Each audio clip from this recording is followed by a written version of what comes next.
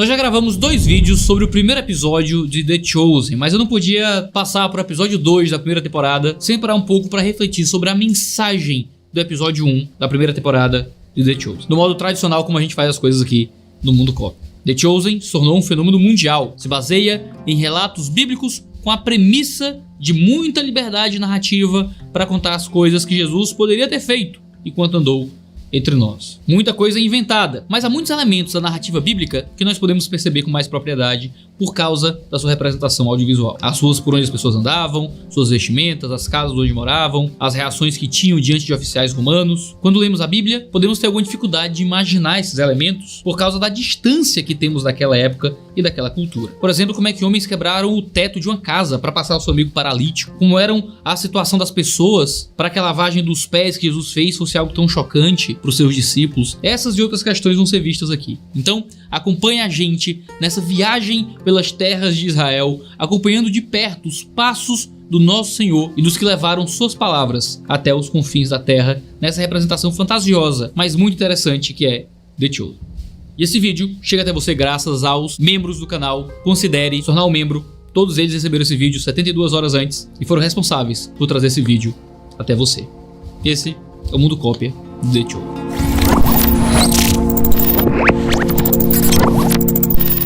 O episódio começa com uma criança que acorda com insônia. Algo lhe dá medo. O seu pai diligentemente cumpre o mandamento que Deus havia dado em Deuteronômio. Estas palavras que hoje lhe ordeno estarão no seu coração. Você as inculcará a seus filhos e delas falará quando estiver sentado em sua casa, andando pelo caminho, ao deitar-se e ao levantar-se. Já vemos aqui o que deveria ser o costume de todo judeu. Deus deu a lei a Moisés e ordenou que o povo instruísse seus filhos na lei. Dessa forma, as gerações subsequentes aprenderiam do Senhor e se manteriam fiéis a Ele, desfrutando das bênçãos da aliança, andando em santidade e sendo testemunhas de Deus para outras nações. Foi porque muitas vezes desobedeceram essas ordens que o povo caiu em idolatria e vários outros tipos de pecado. O livro de Juízes começa com uma geração que não conhece o Senhor e por isso escalona nos pecados que comete. O texto bíblico diz: toda aquela geração também morreu e foi reunida aos seus pais. E depois dela se levantou uma nova geração que não conhecia o Senhor, nem as obras que ele havia feito por Israel. Então os filhos de Israel fizeram o que era mal aos olhos do Senhor, servindo aos Balaíns. Porque a geração anterior falhou em transmitir os ensinos do Senhor, a atual geração havia caído em pecado. Mas esse não era o caso daquele homem. Ele recita as palavras do profeta Isaías para que sua filha não se esquecesse das promessas que Deus fez e de tudo aquilo que ele havia transmitido através de seus servos e profetas. Não tema, pois eu o resgatei. Eu o chamei pelo nome. Você é meu. Você é meu. Isso mesmo. A palavra de Deus lhe veio como refrigério. No entanto, 28 anos depois, aquela mesma menina aparece em um quarto bagunçado. Ela está suja, está ensanguentada. Logo descobrimos que se trata, muito provavelmente, de uma prostituta que está possuída por demônios. Ela é o foco desse episódio. O local onde ela mora é pobre e evitado pelos fariseus por ser considerado um lugar impuro. Nele nós vemos a criação de porcos, um animal proibido aos judeus. Nós vemos a venda de crianças como escravas, vemos prostituição, vemos uma ambientação bastante suja. Tudo isso para demonstrar que aquele era um lugar que não era bem visto pela sociedade. No outro extremo, temos os fariseus. O primeiro que nos é apresentado é ninguém menos que Nicodemos, o professor dos professores de Israel. A ambientação farisaica é limpa, é rica, é bem iluminada, de roupas bonitas e bem cuidadas. Todo esse exterior salta aos olhos para transmitir a ideia de pureza, em nítido contraste com o ambiente da moça conhecida por Lilith. Nicodemos é abordada por Quintus, um oficial romano, pretor de Cafarnaum. Quintus tenta tirar vantagem do seu posto subornando Nicodemos. E aqui vemos mais um grupo social que havia naquele período,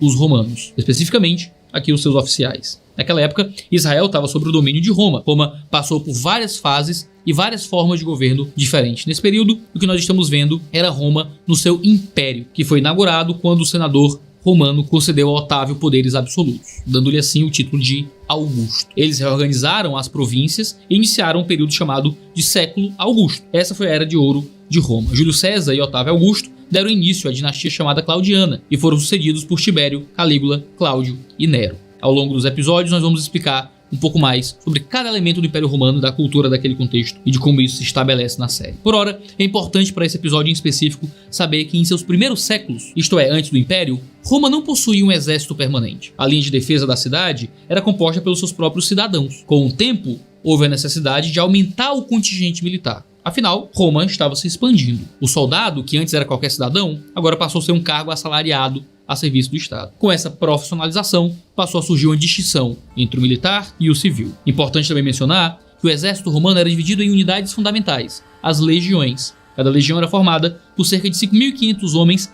e havia 28 legiões no primeiro século do Império. Cada legião era dividida ainda em 10 unidades menores, as cortes, com cerca de 50 homens. As cortes eram organizadas em 6 centúrias, com aproximadamente 80 legionários em cada uma delas. Além das legiões, havia outras unidades militares. A Guarda Pretoriana era uma delas, agora formada por 500 homens e era encarregada de proteção dos generais. Portanto, veja a importância na cultura romana de Quintus. Ele fazia parte de um seleto grupo de homens encarregados da proteção do general e chefiava vários outros soldados. Depois que Quintus fala com Nicodemos, nós vemos um homem bastante meticuloso se arrumar e somos apresentados a Mateus, o publicano. Juntamente com Mateus, vemos o outro grupo social de Israel, os judeus comuns, o povão. Vemos que Mateus tem que se esconder em uma carroça que um homem usa para levá-lo até o local onde ele trabalha. Por que disso? Porque os publicanos eram judeus que estavam a serviço de Roma para cobrar impostos de outros judeus. Então, se imagine como um judeu do povão nesse período. Você teria um outro império lhe dominando e impostos sendo cobrados. Esses impostos eram cobrados por um dos que eram judeus, justamente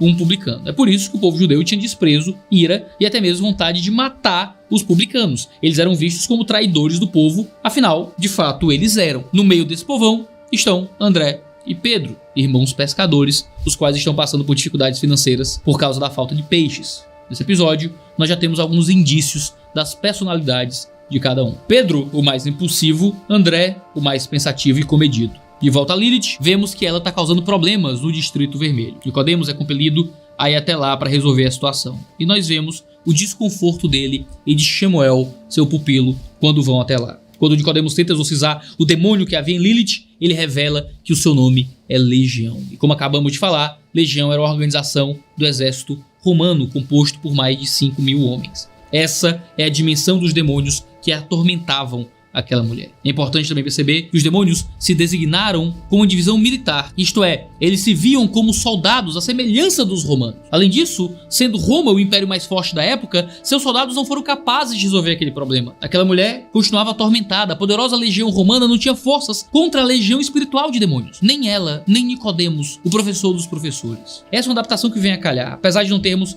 o relato nos evangelhos de Nicodemos tentando expulsar demônios e falhando nisso, a narrativa nos mostra a limitação humana, seja romana, seja farisaica, de lidar com aquele poder demoníaco. Nós não temos medo de você. Você não tem poder aqui, professor.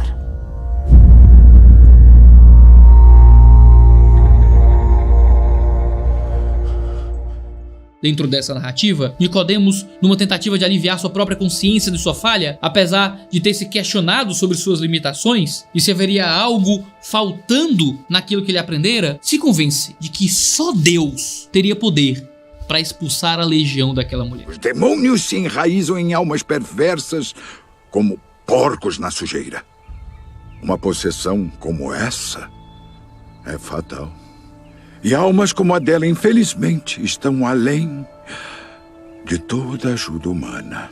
Lilith, em crise, recita em voz alta o versículo que o seu pai lhe ensinara, o qual estava dentro de uma boneca. Ela não consegue se livrar do sofrimento. A boneca, que havia a acompanhado desde a infância, é dada para o taverneiro. O papel no qual a passagem estava escrita é rasgado, jogado ao mar. Lilith estava abandonando tudo o que havia aprendido ela na sua infância. Ela não viu mais utilidade na boneca, que de alguma forma lembrava seu pai, rasgou e jogou fora o versículo, abandonando assim a sua fé, e estava prestes a desistir da própria vida. Ela iria se precipitar ao mar para ser esmagada nas rochas. Porém, quando estava a um passo da morte, uma pomba surge. Ela segue aquela ave, ela volta para a taverna e lá um homem lhe aborda. Sendo ela uma prostituta, muito provavelmente, ela logo rejeita aquele homem por naturalmente pensar que seria mais um que usaria o seu corpo para gratificação.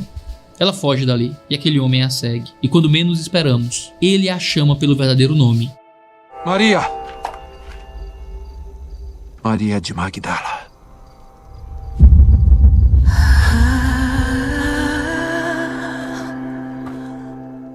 O homem recita o versículo que ela tanto sabia. Ela, sem saber o que estava acontecendo e como aquele homem poderia saber tudo aquilo, se volta. O homem se aproxima, ele a chama para si, ele a chama pelo nome, ele a liberta dos demônios. Aquele homem não é outro, senão o próprio Deus encarnado. Quem é você?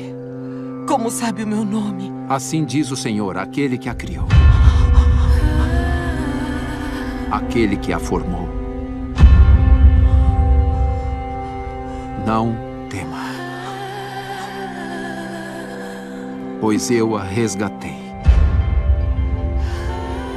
Eu a chamei pelo nome. Você é minha.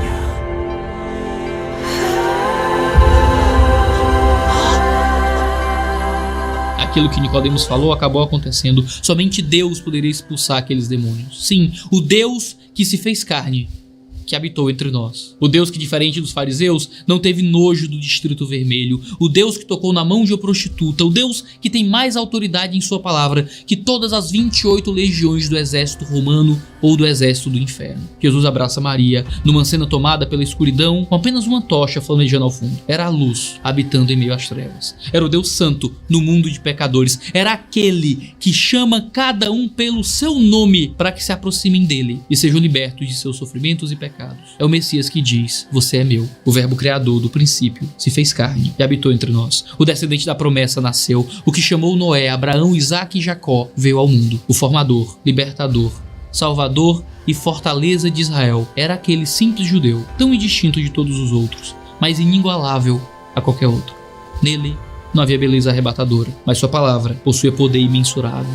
Ele era aquele que poderia destruir o mundo por causa dos seus pecados, mas veio salvá-lo dos pecados, chamando todos os que o Pai lhe deu pelo nome. Assim ele fez com Maria. Assim vemos, ele fará com seus discípulos. Assim ele fez comigo e com você que crê no nome do Altíssimo. Cristo está dizendo: você tem sido atormentado? Eu sou a paz. Você tem sofrido? Eu sou o consolo. Você tem pecado? Eu sou a salvação. Eu te chamo pelo nome. Achegue-se a ele e seja liberto.